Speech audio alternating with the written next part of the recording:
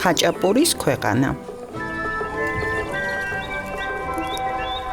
სოფიას დაბადების დღე ყველაზე ძალიან უყვარს, იმიტომ რომ ამ დღეს ყოველთვის ხაჭაპურის ქვეყანაში აღნიშნავს. ხაჭაპურის ქვეყანას მართლა ხაჭაპურის ქვეყანა კი არა, იმერეთი ჰქვია და იქ სოფიას ბებია და ბაბუა ცხოვრობენ. იმერეთს ხაჭაპურის ქვეყანა თავად სოფიამ დაარქვა. იმიტომ რომ ბებია ნინა ყოველდღე მსოფლიოში ყველაზე კარგ ხაჭაპურებს უცხობს. როგორც კი სკოლაში საზაფხულო არდადეგები დაიწყება, დედა და მამა სოფიასთან ერთად ჩასხდებიან ხოლმე მატარებელში და ჩუქუ ხაჭაპურის ქვეყანაში მიდიან.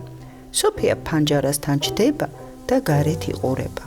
მატარებლის ფანჯრიდან ჯერ ქალაქის მაღალი სახლები მოჩანს, მერე სოფლის დაბალი სახლები.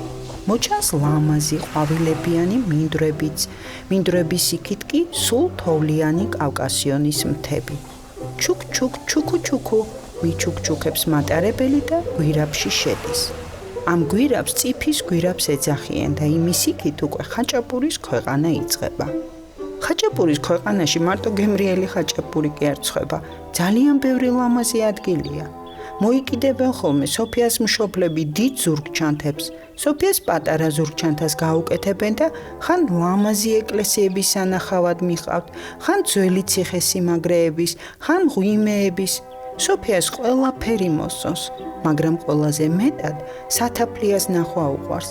სათაფლიაში ადრე დინოზავრები ცხოვრობდნენ და მათი ნაკვალევი იქ ახლაცაა შემორჩენილი.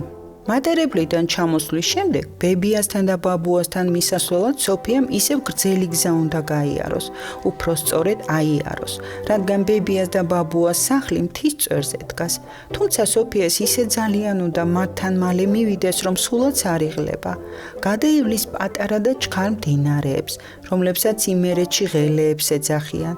გაივლის ჯერ წაბლის ტყეს, მერე ნაძვების და ფიჭვების ტყეს, მერე აივლის ძალიან ვიწრო გზებს, ანუ ბილიკებს და ბებიას და ბაბუას ეზოს გამოჩნდება. ბებია, ბაბუა, მოვედი, ყვირის და გახარებული აღებს ეზოს კარს, ანუ ჭიშკარს. კაკა, უხარიათ ქათმებს და მისკენ გარბიან. ჰამ, უხარიათ სუგას და ისიც სოფიასკენ გარბის. მიაუ, უხარია ფისოს და ცუგას მისდევს. მუ, სოფიასკენ მირბის ძროხაც.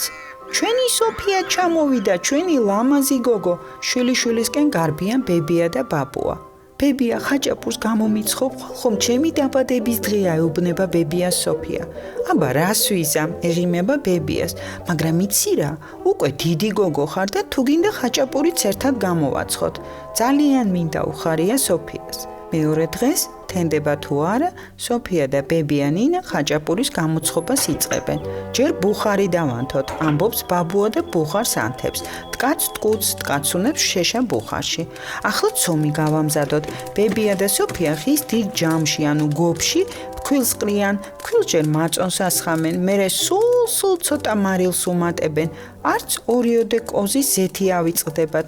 ასე ცომი ფუმფულა გამოვაო, ამბობს ბებო. ბოლოს ამ ყველაფერს კარგად ზელენ. ბებია მოზელილ ცომს ტილოს აფარებს და სითბოში ბუხრის გვერდით ანთებულ ბუხართან დგამს. ახლა ყველი გავამზადოთ, ეუბნება სოფიას. ბებია და სოფია მეორე გობზე რბილ გემრიელ ყველს ხელით ფშნიან.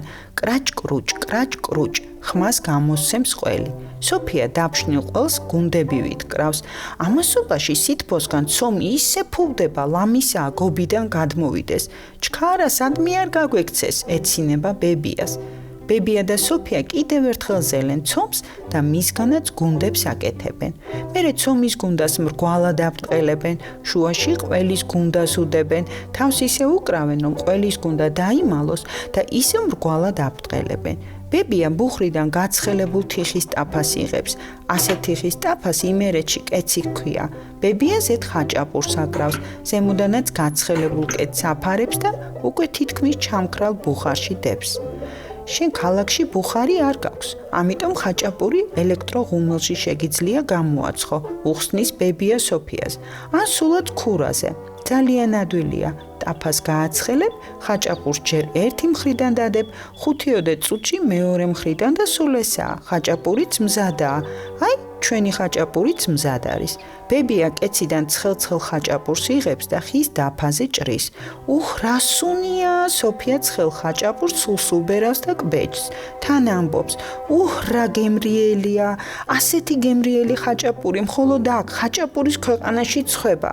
თუ მოინდომებ, სხვაგანაც გემრიელ ხაჭაპურს გამოაცხობ, ეცინება ბებიას.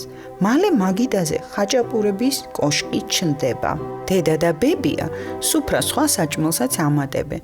მამა და ბაბუა ოთახს ბუშტებით რთავენ. უი, ტორტი რომ არ გვაქვს, როგორ დაგვავიწყდა, უცებ ახსენდება დედას და წუხს. სანთლები რაზე ავანთოთ? ხაჭაპურის კოშკზე, ამბობს სოფია. უი, ეგ რა კარგად მოიფიქრე, უხარია დედას. მამა და ბაბუა ხაჭაპურის კოშკს ტორტივით იჭერენ. დედა და ბებიაზე 7 სანთელს ანთებენ. სოფია თვალებს ხუჭავს. მინდა სულ აქ ხაჭაპურის ქვეყანაში ჩემს ბებიასთან და ბაბუასთან ვიარო. ჩაიფიქრებს სურვილს და ფულს სანთლებს აქრობს. ჩვენო საყვარელო სოფია, გილოცავთ დაბადების დღეს, ულოცავს სოფიას ყველა ერთად. მერე მის გარშემო წრეს კრავენ. დადიან და ძველ სათამაშო სიმღერას მხიარულად უმღერიან.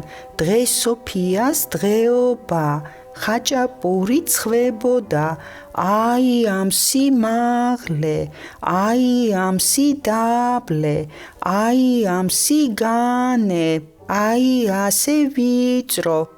ძალიან ახლოს მიდიან სოფიასთან და ეხუტებიან. სოფია თავადაც ეხუტება დედას, მამას, ბებიას, ბაბუას და კისკისებს. უხარია, ჯერ ერთი ხაჭაპურის ქვეყანაშია, მეორეც თავად გამოაცხო ხაჭაპური და მესამეც, თუ ყველა ერთად იქნება, ტორტის გარეშეც კარგი დაბადების დღე გამოვა.